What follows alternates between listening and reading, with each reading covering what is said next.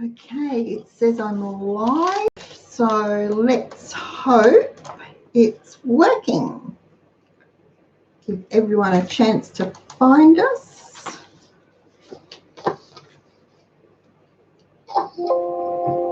Does that sound better? Does that sound?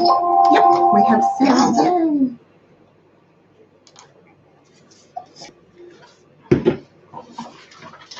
Yay!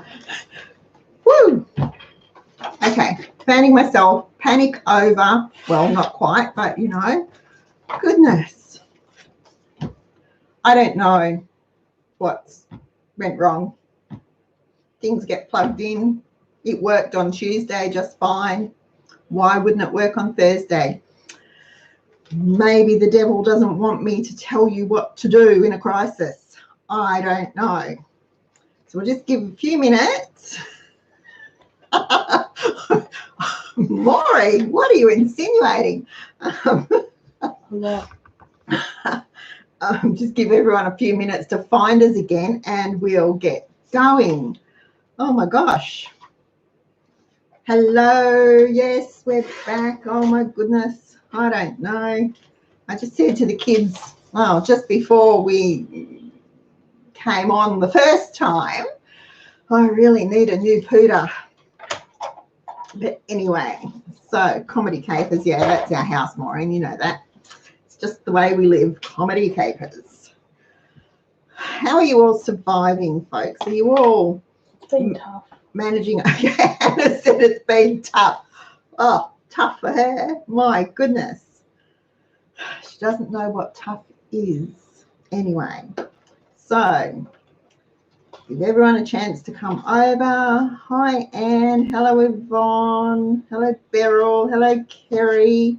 Estelle, Lynette, Evelyn, Kathleen. Oh, goodness gracious me. Oh, okay. It was raining a few minutes ago, folks. Well, we had like 3 spits and then it stopped. So, but that was quite nice. It's been really warm today. I didn't realize it was warm, but the kids told me it was 32. So, whew, I was too busy to be hot. Okay. No, Judy, it wasn't you. If you're watching me, it's always me. It's never you. Okay. So I thought after Tuesday night, I thought we'd go, it's a bit late. I thought we'd go and continue on how we're all going to survive for 14 days or 21 days or 28 days or 35 days or 3 months or 6 months or however long we ever need to, because now there's sound. Can you hear it? Ba-ding, ba-ding. It's all going mental. Because, you know, at the moment, things are a bit topsy-turvy. Everyone's a little bit stressed and trying to see how this new norm's going to work for a while, because it's going to take a while. But, you know, look, disaster can happen to anyone at any time. We had no idea. We were just coasting along as happy as Larry, doing what we were doing. And in the space of 3 days, our whole world just about fell apart. I lost my job. Wayne lost his job the next day. We found out we're having Hannah 3 days later. We had half a house because we were renovating. We had an older home and we were renovating, so the back was ripped off. We lived with black plastic walls for 6 months because we had no spare money to finish the renovations. So our whole world fell apart. We still had the mortgage. We still had the boys. We still had the baby on the way. We still had all the stuff that we had to do to buy the food and pay the gas, the electricity, the water, car registration, the insurances, all those things we still had to do. And it was tough. So our whole world had to change. And I think for a lot of people that aren't used to living a frugal lifestyle, all of a sudden they're thinking their whole world might have to change. So they're panicking. And I understand that. And they're worrying, and I understand that too. Because I will fess up now and say, I shut down for 6 months. I just did what I had to do, and I couldn't do another thing because I did not know. I was panicked. I didn't know how we were going to finish our renovations. I didn't know how we were possibly going to have a new baby, how we were going to look after the two little ones that we had and survive on nothing, because we lived in the country. So Wayne's job, there was one employer in town that employed people with his skill set. I was pregnant. Who employs pregnant women? Not many people in the country, I'll tell you. And so it was difficult. And so I shut down. It took me 6 months before I could get my head around what we were going to do. But it's been uphill ever since then. I'd say it's been easy, but it's been uphill. So, okay. Stretching what you have. And that could be your food. It could be your makeup, your shampoo, your toiletries, your cleaning supplies. It could be your gardening supplies. It could be your clothing. It could be the kids' clothes. It could be your linens, your tea towels, your pillow slips, your bed sheets, all those sorts of things. Stretching them, and I don't mean stretching literally, but making them go further, getting more use out of them so that it frees up, well, it frees up a whole heap of stuff. It frees up money in your budget. It stops an awful lot of stuff going to landfill. It gives you a lot more time. Trust me, it does give you a lot more time. You won't believe me at first, but yes, it does free up a whole lot of time for you. So stretching what you have, especially in a time of crisis, and I guess right now when we're all looking at 14 days of quarantine, is important. So we'll start with the basic things like stretching your food. So we all know that my favourite meat stretcher is TVP.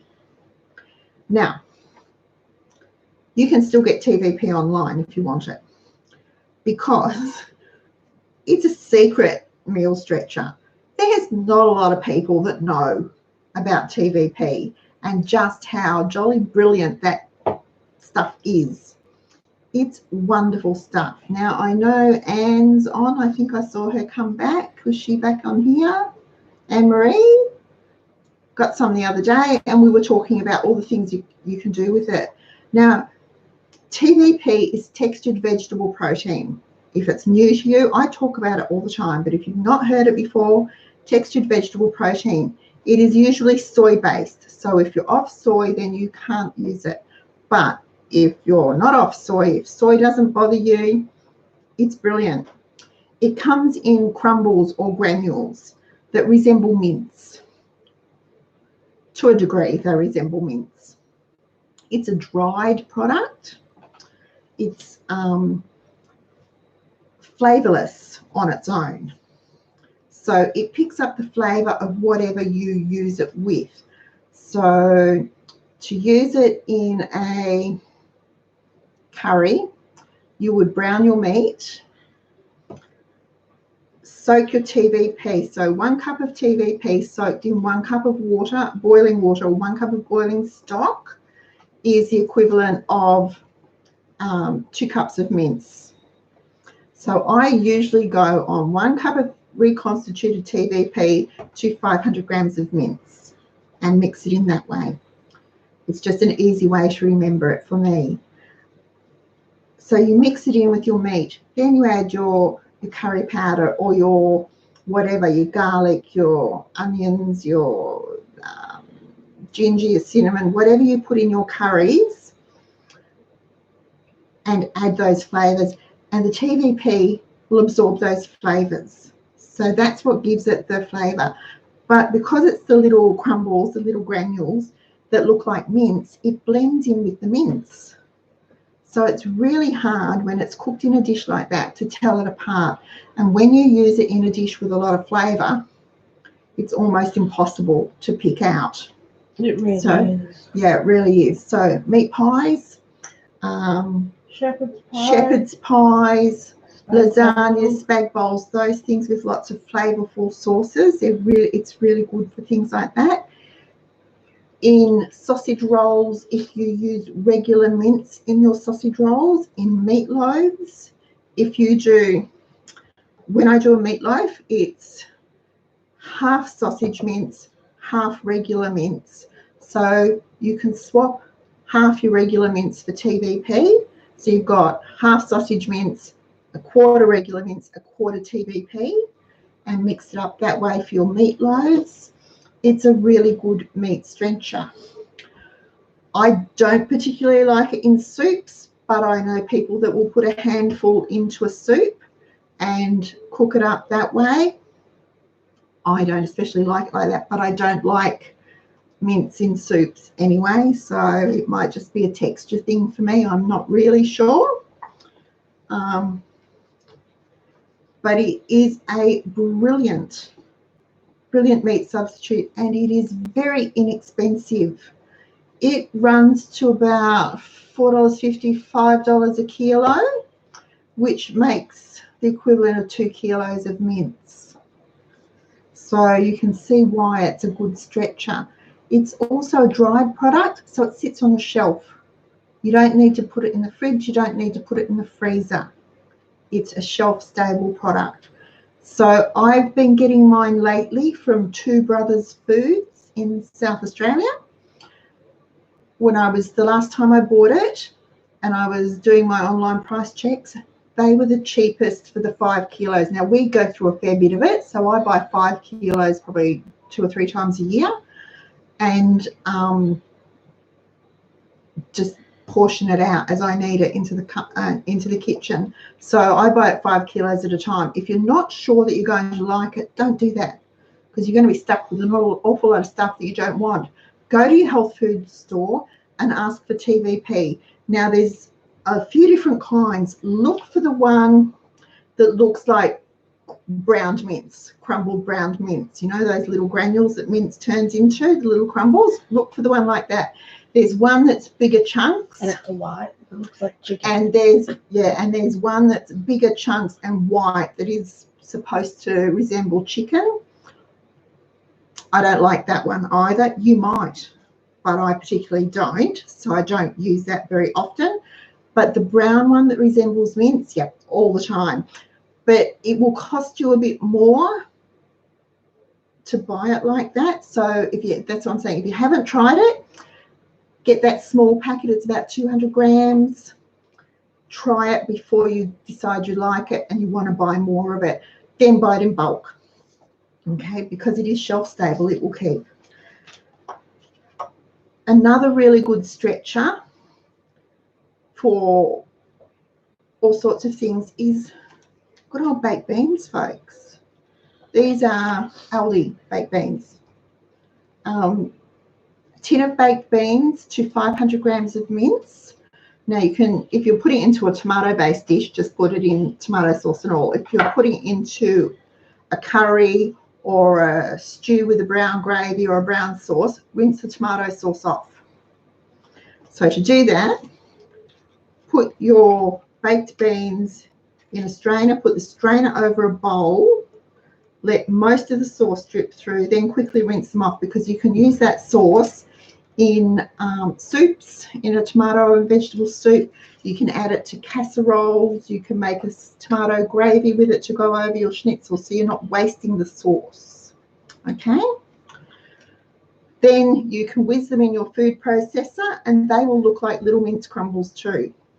Once they're mixed in with the meat, they will, again, they absorb the flavour. So if it's in a curry or in a brown stew or something, they'll absorb the flavour and they'll take on the colour too. So they won't look orange in your brown stew or whatever. You're adding a lot of fibre and a lot of vitamins and minerals when you add baked beans to a meal. But for around 80 cents a tin, it's better than mince today. I was at the butcher this morning. Mince today, just plain ordinary regular mince, was $14.99 a kilo. if that's not price gouging, I'm not sure what is. I was planning to write a letter, but anyway. So, you know, 80 cents as opposed to, in that case, $7.50. I know, $7.50, $3.75. Big difference. No, yeah, $7.50 because it's a half a kilo, $7.50. Big difference. And it will stretch your meal. It will give you that extra 2 or 3 serves that you need. So that means you can use a very little bit of meat, a tin of baked beans, and you'll still get the same quantity, still get the same number of serves. You've boosted the fibre, you've boosted the vitamins and minerals, and you've saved yourself some money. Baked beans are great on loaded potatoes. Now you might see on our haystacks recipe that I use mince, sometimes I use nut meat, whatever, but you can just use baked beans for haystacks. Hannah's going, ugh. But just baked beans. Warm your baked beans, put them over your corn chips, put on your lettuce, your tomato, your cucumber, your diced capsicum, if you've got mushrooms, pineapple, cheese, salsa, whatever you want on top of your haystacks, but just use baked beans. You don't need to use meat necessarily in your haystacks. Okay. All right. So, I'll keep going, shall I? Oats. Now, I saw someone mentioned oats over here before. Estelle, last year, about July, August, I think it was, Aldi had TVP as a special buy. It's the first time they've ever had it. I don't know whether they'll repeat it, but yeah. And it wasn't too bad a price. It was about $4 for 500 grams, I think. So it wasn't too bad. Better than health food shop prices anyway. Oats. Good old rolled oats. Equal quantities of mince and oats for rissoles, meatballs, meatloaves. Will stretch them easily for all those things. You can grind them up in your food processor and add them to stews. You can grind them up till they're still oaty but a bit finer, and add an egg and some onions, some herbs, a blob of Marmite if you like, or Vegemite for a bit of flavour, a little bit of flour maybe if you think they need it. Make it into a batter with a bit of water and fry them as fritters. They're really nice. They're really good. You can fry them as fritters like that and then put a gravy over them. So a brown onion gravy or a tomato gravy over them is really, really nice. Now they have a name. Those fritters have a name and it's gone out of my head. I used to make them a lot, but they're really good.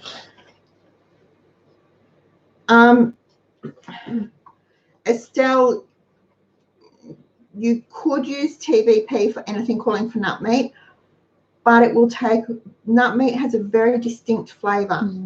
So you won't get that flavour. You can use it by all means, but it won't have the same flavour. So you might need to look at the recipe and look at what other flavours are in it. And I would suggest that if there's not a lot of herbs and things in, that you add at least a teaspoon or a good teaspoon of Vegemite to boost the flavour, with maybe an onion and some, depending on what type of recipe it is, some mixed herbs or just some thyme or sage or something like that to boost the flavour. But yeah, there's no reason why you can't. Okay, now.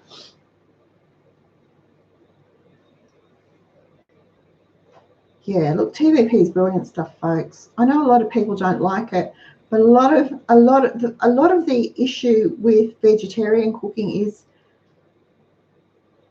they want it to taste like. Well, people want it to taste like meat and they want it to have the texture of meat. That's just not going to happen. But also, a lot of people don't actually know how to cook food with flavour. They don't know how to cook the food to give it flavour, but they don't know the herbs or the spices and whatever to add to it to give it the flavour. So that's when you need to go back to your recipe books and have a look and see what recipes use which herbs and which spices, so that they go together, so that you know. And then once you know those things, you can pretty much sort of use anything to create a meal and give it some flavour. But, you know, simple things like frying an onion with some carrot and celery and browning it in the pan before you add anything to it just boosts the flavour so much. And if you take it out of the pan and then use that pan to brown the chicken or the meat, it gives it so much more flavour too. So little things like that, learning how to do those things is really important to giving your normal, you know, meat and 3 veg that we joke about, and we make the joke about, you know, the char grilled steak and the grey cabbage and broccoli, but we don't have to eat like that. We can still have those things, but make them so they're palatable. All right. Kathy, quick rice patties are just delicious. You will love them. Your kids will love them. Spanish rice is really good too. My Spanish rice, I'm assuming that is with the tomato soup and the curry powder and stuff. Really good. And the cheese, yum. Thomas says cheese makes anything taste good, and I think he's probably right. Something, I feel like I've got an eyelash in my eye. Sorry, guys. All right. So when you're looking at stretching your meals to see you've done your pantry and you've done your fridge and you know what you've got, and you think you can't go out for 14 days, but you've only got enough for 11 days, you've got to stretch a few things. What are you going to do? Well, you're going to be creative. You're going to use the baked beans. If you've got TVP, you'll use TVP. If you run out of chicken, this is going to sound bizarre, but if you run out of chicken, tuna in some recipes is a really good substitute for chicken. So have you not noticed, and this is just in spring water. There you go. I don't like them in oil, and I know I should have it in oil because it's good for me, but I don't like it. And I don't like the brine because it's salty. Spring water. Drain it well, flake it up, and you can use it in place of chicken in mornades. Instead of doing a chicken casserole, Tuna casserole. it's tuna casserole. Instead chicken of pasta, it's tuna pasta. Yeah, instead of doing a chicken and broccoli pasta, it's a tuna and broccoli pasta. Tuna's cheaper than chicken too. So if you've got tuna on your shelf, you've pretty much got a meal, even if you just have to eat it out of the tin. Lots of people don't like tuna because they say it's too dry. I don't have a problem with it. Don't make the mistake of trying to substitute salmon for tuna because it just doesn't. Trust me, it just doesn't. But even in rice, instead of doing chicken fried rice, use a bit of tuna, but drained tuna, and bake that through the rice for tuna fried rice. It's really good. Then you can always add it to mashed potatoes to make fish cakes. Hannah's grinning over there. She likes fish cakes too. Tuna's a good meal stretcher because a little goes a very long way. It has a very strong flavour, a very distinctive flavour, so a little goes a long way. So 1 tin of tuna, 2, 3 or 4. Sorry, I'm going to lose my voice. Whoops, where's that water gone? Sorry, folks, just not our night tonight, is it? 1 tin of tuna, 3 or 4 cups of rice, some veggies, so some onions, some herbs if you like herbs, curry if you like curry, 1 of the cream soups, so cream of chicken or cream of celery. I think the old 1960s tuna casserole hit thing that was all the rage was cream of celery soup. I'm not a fan of cream of celery, but anyway, you can do that, mix it through, pop it into a greased casserole dish, and you can put cheese on top. But it's really nice if you've got crackers, any crackers that need to be used up, like Ritz or Jats or saladas, saltines, anything like that, whiz them in the food processor so they're crumbs. Put them into a bowl, melt probably a tablespoon of butter, stir it through the crumbs, sprinkle those over the top and put it in the oven and bake. Or, Wayne's granny taught me this one, crushed potato chips. Crushed potato chips on top of tuna casserole, and Wayne will eat it and love it. I put that in cheese toasties. He's crushed potato chips and he thinks he's got a gourmet meal. If I leave the potato chips off, he just says, oh no. But then it's got potato chips on it because that's what his granny used to do for him. So tuna in the pantry is really good, and a little goes a long way. So it's a good stretcher, guys. Right. Rice, we know. You know, you can always cook more rice and stretch your fried rice. You just put fewer veggies and things in it and an extra cup of rice. If you want to bulk up a soup, a half a cup of rice into the soup pot will bulk it up and it will go a bit more. The old joke about, you know, put another potato in the soup pot. Why not? If you've got it and you want it to go further, add a bit more water to the soup and thin it down a bit. Test the salt and pepper levels because they'll be the main seasonings that you'll notice if there's not a lot of flavour in your soup. Test salt and pepper.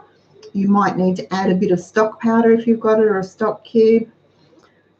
But you can stretch your soup by doing that.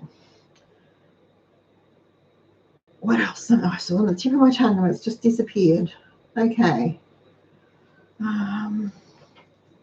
It's gone. Oh.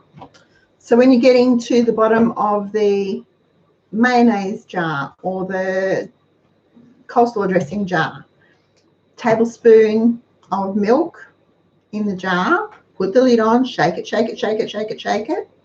Stretches your mayonnaise so that you'll have enough to do the salad, finish the salad. Same with coleslaw dressing. I do it all the time. Hannah is looking horrified over there. You should see her face. She just doesn't know. I do it all the time. We get a little bit in the bottom of the coleslaw dressing container. I put milk in, shake it up. Nobody ever complains. They don't. That why it's extra runny sometimes. Sometimes. They don't know. It doesn't affect the flavour, and it's really good for scraping down the sides. It's a great way to do it. It stretches it. You've got to be a bit creative when you do these things. Tomato sauce, barbecue sauce, a little bit of water in the bottle, shake it up, same thing. It'll go further. If you are, I know I've told you this before, tin of soup or whatever, don't forget your trusty spatula and scrape it out to make sure you get all of it out. Don't put money in the bin. Oh, there you go. With your peanut butter jar, your Vegemite jar, things like that, silicone spatula again, scrape it all out, and especially if the jars go like that. So there's that little ridge before the top of it. So get under that and scoop it out. You'll get an extra 2 or 3, sometimes more sandwiches out of that jar.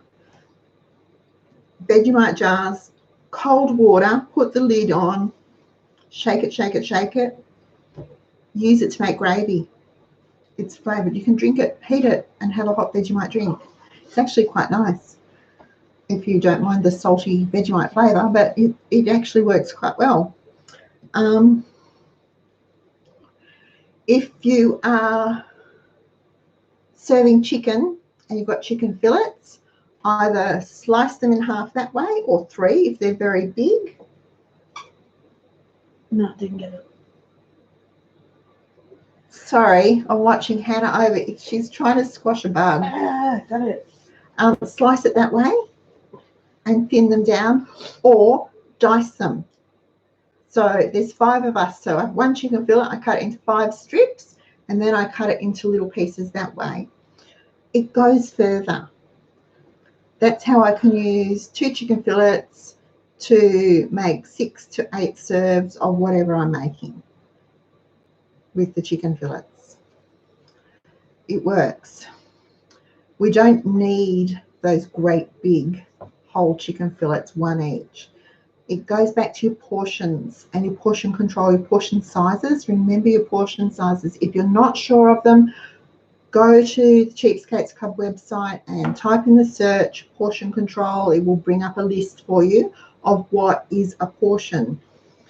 If you have to measure them out, measure them out. I noticed at Coles today there were no frozen veggies. Absolutely no frozen veggies. Here's some ice cream, though. Yeah, they had heaps of ice cream, but no frozen veggies, which is a good thing because it means people are buying veggies. But I'm wondering how long they'll last them, because do they realise that a serve is just a half a cup?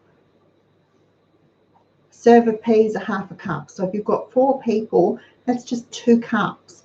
Measure it out, folks. If you're not sure and you can't eyeball it, measure it out. Get your measuring cup and measure it out so that you know. And you're getting the right portion so you're not overeating. Your veggies will last you that little bit longer, so you won't be quite so stressed about them. But a half a cup of peas, corn, carrots, broccoli, cauliflower, those sorts of things, a half a cup is a serve. All right.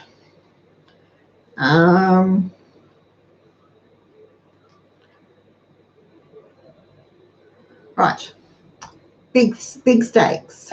When we get steak, not often, but when we get steak, they come in big pieces. I cut them into at least 3, sometimes 4, and if it's thick, it gets cut in half again. Again, it comes down to portion control. So 180 to 200 grams, piece about the size of the palm of your hand for red meat or chicken is all you need. So think about those things. When you take the steak out of the freezer, have a look at it.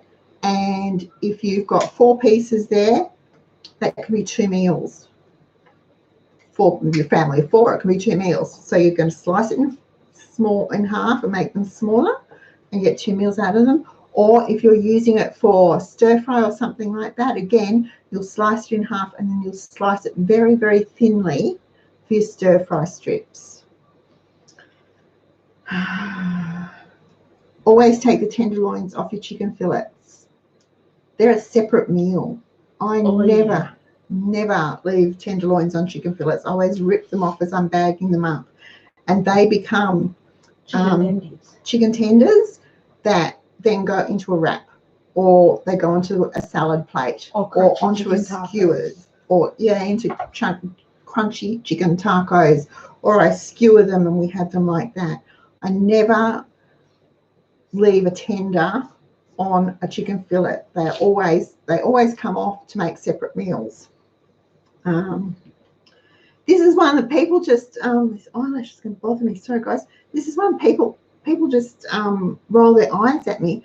But when I mash the potatoes, I always leave a little bit of the water that they've been steamed with in the bottom of the pot, and I use that to mash the potatoes. Now I do add a knob of butter and some pepper, but I don't use milk. I use the water from the bottom of the potatoes. Now it's supposedly full of vitamins and stuff, but it actually makes really creamy mashed potato. That's how you do it. That's how I do it. I add milk. Hannah adds milk. She's wasting my money. You can add milk if you want to, but the water's already hot, and I think you all know that we should use hot milk in mashed potatoes, because then it doesn't make them go all starchy and yucky. But the hot water, just a little bit of water in the bottom of the pan, the knob of butter and the grated pepper makes really good mashed potatoes. And that also means that if you have mashed potatoes like that left over, they're suitable for using to make fish cakes, or to make potato fritters or something, French shepherd's pie, that sort of thing, with those potatoes, where mashed potato with milk in it is usually too starchy, forgotten the word I want. Anyway, you know what I mean. It's not the right consistency for those things. So try using just a little bit of the water that they've been steamed or boiled in to mash your potatoes.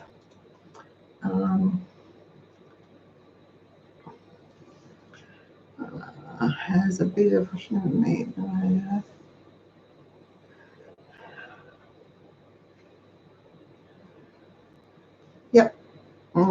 I'm not,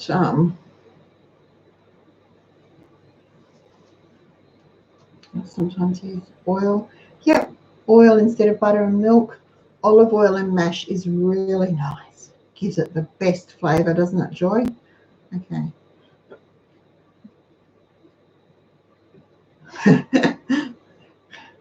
The devil made Yvonne buy corned beef from the deli today. It's all right. We all have him on our shoulder sometimes, Yvonne. Never waste your bones. We all know that. So the roast chicken, the lamb bones, whatever. This is going to sound really gross. Chop bones. Sorry, guys. You can cut the meat off the chops or the T-bone or whatever before you put it on the plate and use those bones to make stock. You can put them in the oven and roast them before you put them in the stock pot. That brings out a really rich flavour in them if you have time to do that. But that gives you, that stretches that leg of lamb or that roast chicken just that little bit further. Now, while I was lining up in Aldi in the butcher this morning, I just wanted to see what was there because I drove past yesterday and there was actually a queue to get into the butcher. And oh, wow. So I was there really early this morning and there was this massive big long queue inside. Oh no. So, and it was near where they keep all the mints. So I thought, oh, I'll just get on the end and see what's happening. So I stand there and I spoke to a really lovely young girl and I said to her, are you waiting for mints too? And she went, no, this is the chicken aisle. This is the chicken line. And I went, oh my goodness. Oh, and she said, but they've only got whole chickens. And I went, oh, okay. She said, I don't know how to cook a whole chicken. So we had a really interesting conversation for a few minutes there. As we went over. It took so long. That's why it took so long. Because we were talking about how you could roast it, how you could boil it, how you put it in the slow cooker, what you could do with it. And I said to her, and when you're finished, don't throw away the bones. Put them in a pot with some onions, some celery, some carrots. Put them in the pot with water. Boil it up for a couple of hours. Strain it out, and you have lovely chicken stock. And she went, oh, that's what my mother used to do. Yeah. So we had a lovely conversation. I didn't buy chicken because I don't need chicken, but I just wanted to know when I was being sticky beak. So there you go. So if you don't know how to cook those things, find out. I've got, it's easy enough to do a chicken, a whole chicken. You buy it, obviously, and thaw it, defrost it. I always dry the outside of it. And the other thing I do, I cheat and I get some butter and rub it on my hands, and then I rub my hands over the skin of the chicken. And that just makes it really crispy and golden and brown. And then I do one more cheat. And I always use oven bags when I'm roasting meat in the oven. I always use an oven bag. I just use the generic Coles 10 for $2 that they don't have anymore, but I bought so many of them so many years ago that I'm still going on them. Just an ordinary oven bag. Pop the chicken in, teaspoon or two of flour in the bottom, poke some holes in the top, put it in the oven, and it is just wonderful. I do that with roast beef. If I have to cook it inside. Wayne normally does the beef and lamb outside in the barbecue, but if I'm doing it inside, it goes into an oven bag. Why does it go into an oven bag? Because I'm lazy and I hate cleaning the oven. Pure and simple. That's the only reason. But it makes it so moist and tender, and it traps the juices so that when I take it out, I can cut the corner off, strain those into a jug, and that gets used to make gravy. So sorry, if you don't know how to do a roast, find out, because it's a really good way of cooking meat. The other thing is, when you do a roast, if you want to roast for tomorrow night, cook it tonight. Let it go cold in the fridge overnight. Slice it cold. If you can slice it cold, you can make the slices thinner, and your roast will go further. Now, I say that because you could do one thick slice, and it would be the equivalent of 3 thin slices. But most people have a psychological, I've only got 1 slice and he's got 3. It doesn't matter that it's the same amount. It's that I've got 1 and he's got 3. So if you can cut it thinner, they can have their 2 or 3 thin slices, which is the same as their 1 thick slice, and they're happier. It also means you can spread it out on the plate a bit more so that it fills more of the plate. Again, that's psychological, folks, and add more veggies. There you go. But you can slice it thinner, and when you do that, it goes further. So you will get 2 meals out of your roast, and then for the chips, I call them chips, the little bits that are left, the crumbs, they can go into a curry or a French shepherd's pie, put them in the soup pot, and you'll get 3 meals out of your 1 piece of roast beef or your 1 leg of lamb or 1 chicken. All right. Wow, there's lots of comments tonight. It's raining again. Can you hear the rain on the roof?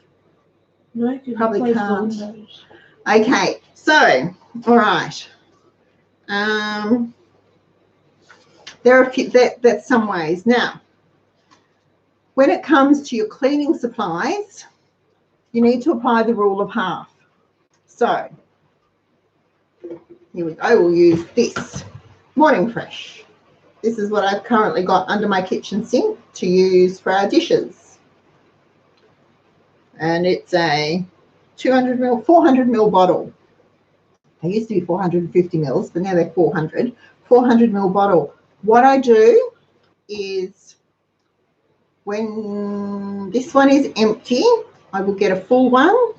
I will tip half into this one, top them up with water, cool water, let that one sit in the cupboard till I'm ready to use it. This is the one I want to use, so it just gets a gentle shake like so, and that's our dishwashing liquid. I do that all the time. So 6 full bottles, 6 new bottles a year will give me 12 bottles, which is enough because I only go through 1 a month because we have the dishwasher, folks. Don't think I don't wash the dishes, I do. Now with the dishwasher powder, I empty it into, this is... That is so old. Yeah, this is really old. Probably, I think Noah took it on the ark. It's a bit old. This holds 1 kilo of dishwashing powder. In it, you can't see it, but I'll get it out for you. Okay, oh, it stinks. A red teaspoon, which is probably as old as this. Okay, so I use... You can't see it, but I'll put it there so I don't spill it. 2 level teaspoons of dishwasher powder in my dishwasher. That's it. So that lasts, that kilo of dishwashing powder, if I do 1 load a day, lasts over 2 months. So if I've got if we do a lot of entertaining or I'm doing a big baking thing, I might do 2 loads a day through the dishwasher. So, but it lasts at least 2 months, which means that I can stretch my dishwasher powder as well. So I only buy 6 bottles of dishwasher powder a year. Ta-da. Stretching things like that. The rule of half. And that's with the dishwasher, it's actually under half of what is recommended to be used. Same with your washing powder, guys. They put a little scoop in your washing powder. No, don't use that scoop. Get a teaspoon, 3 teaspoons, 3 level teaspoons of washing powder in your washing machine. If you're using my washing powder, definitely no more than 3 level teaspoons. If it's in a front loader, you only need 2. Cut it down. You don't need to use what they say. They want you to use more, buy more. You're putting more of your hard-earned into someone else's pocket. But also, when you don't have a lot and you're not able to restock it, then you need to stretch it. So that's how you do it. Same with your shampoo and conditioner. Same as you do with the dishwashing liquid. Save a bottle, measure it out, half shampoo, top them up with water. Do it with your conditioner too. And if you can, put them into a pump bottle and just do a pump. And 2 pumps of conditioner for long hair, 1 pump for short hair. Same with shampoo. And it will stretch and last. Now I have Hannah bought me a special shampoo over 2 years ago for Christmas, not last year, 3 Christmases ago. In my stocking, she gave me a shampoo for grey hair. So it was to take the yellow out of these bits in my hair. When I stopped colouring my hair, it went all funny. And it was a purple shampoo that cost it an arm and a leg. And I was reading the directions on the back, and I thought, oh, that's far, because I have short hair most of the time anyway, far too much shampoo. So I used a little tiny dab. The secret to shampoo is make sure your hair is wet. Don't just stand there and go like that and think it's wet. It's not. Make sure your hair is really wet, and you won't need as much shampoo and you won't need as much conditioner. It'll still be clean and shiny. You won't be using as much though. So 2 things: dilute it by 50, the rule of half, and make sure your hair's wet, especially on the expensive things. My hairdresser told me years and years ago, there's shampoo and there's shampoo. One's cheap, one's expensive. The expensive one is just the cheap one with smellier stuff in it. So it's up to you what you buy, but whichever one you buy, the rule of half, dilute it, 50-50 with water. Now that can go for all sorts of things. Mince. So we've talked about that, mince with TVP or mince with baked beans. But with your baking too. So lunchbox cookies, the recipe makes around 100 normal, reasonably big size cookies. So make them 2 teaspoons of dough, roll them into a ball, flatten them out. They're not huge, but that's ample. They're big enough, and you will stretch it. You'll get 150 to 160 out of that recipe. Stretching your dough, you're stretching your resources, you're making your money go further. When you're making scones, use a smaller cutter so they're not huge. We don't need Miss Marple's scones for normal days. Use a smaller scone cutter. Okay, things like that. If you don't have a small scone cutter, put them into a lamington tray, mark them in squares and bake them that way, or put them into a round cake pan and cut it into wedges and have scone wedges, so they're a bit like a damper. Right. What else? Oh, sorry. The same with your slices, your lemon coconut slice or chopped coconut slice or cranberry hooty creek slice or whatever. Instead of cutting 4 centimetre squares, make them 3 centimetre squares, and you'll get 3 or 4 more pieces out of that one recipe. It's not a lot, but it's more. You've stretched that recipe. The size for each piece, individual piece, is still ample. You're just stretching it further. Okay, now we've done the stretching the roast. You get 3 dinners from 1 roast. I need to go to the Zinger. Sorry, I'm losing comments here. Right.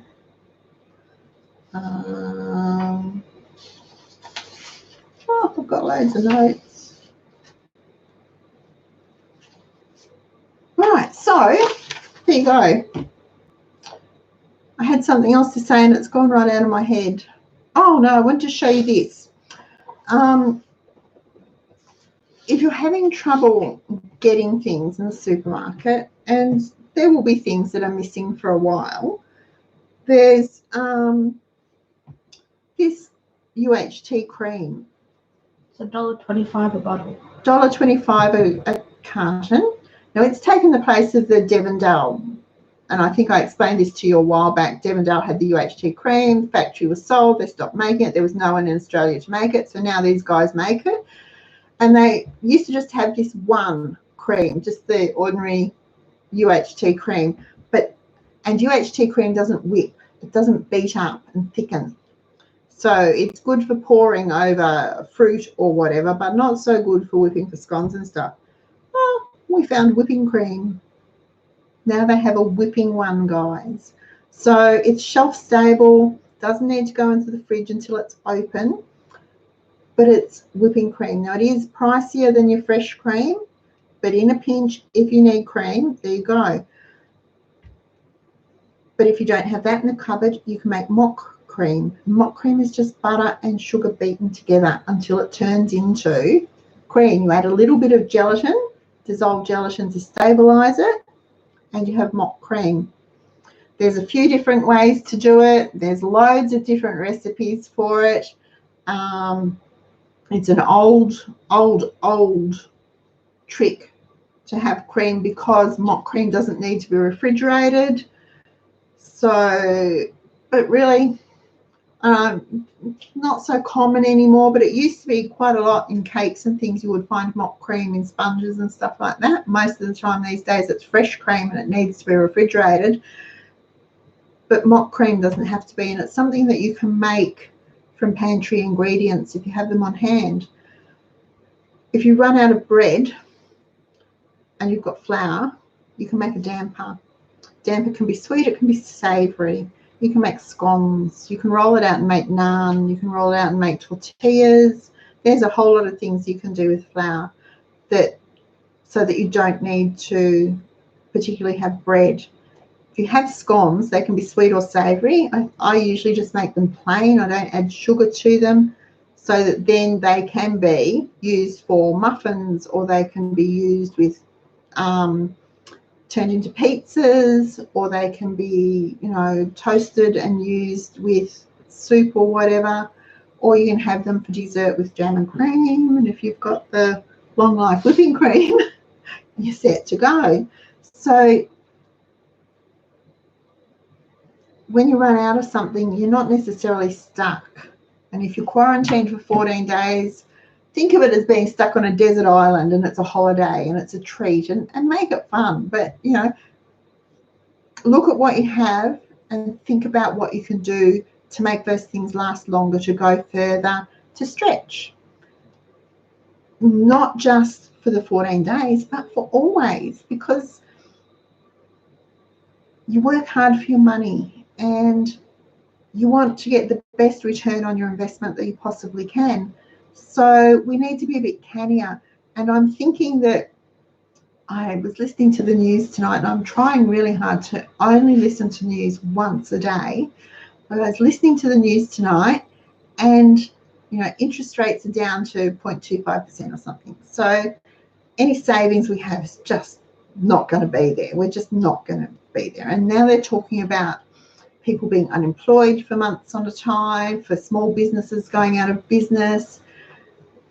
So we want to look after our resources, and we need to be cannier with the way we use them and what we do with them, so that they serve their purpose for us, because they're the servants, we're the boss. Okay, we need to make them work harder for us, if that makes sense. All right. You know what, Kathleen, isolation does sound good. I'm quite happy to be at home and potter around and do my own thing.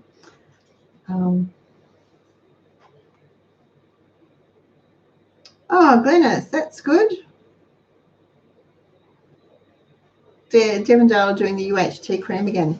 So I wonder where they got it must all come from the same factory, because the factory that was doing it was definitely sold, because we have a friend that worked there. Okay, so there we go. Guys, if you really enjoyed tonight's show, if you think I've helped you, please give me a thumbs up. Those thumb ups really do help, really do help us with our YouTube rankings. And if you haven't already subscribed and you think you would like to, please do click that little bell. You'll subscribe, then you'll always know when we're coming on. And if you know anyone that you think might find something useful in tonight's show, please by all means share it with them. The more people that know how to survive on what they have, and stretch what they have and keep more of their hard-earned in their own pocket, I think the better off the world will be. All right, so I'm going to go. I'll see you on Tuesday night. Have a lovely weekend, everyone, and I will see you later. Oh, and don't forget, memberships are still on sale at Cheapskates Club. Bye.